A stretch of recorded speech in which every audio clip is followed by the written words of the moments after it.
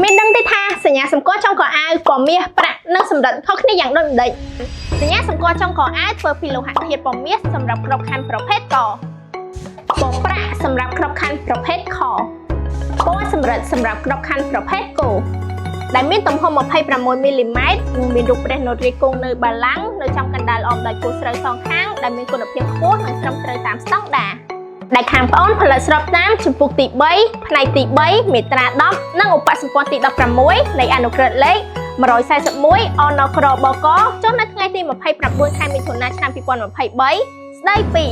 ឯកសណ្ឋានបំពេញការងាររបស់មន្ត្រីរាជការស៊ីវិលនៅទីស្តីការក្រសួងមហាផ្ទៃនិងនៅរដ្ឋបាលថ្នាក់ក្រោមជាតិ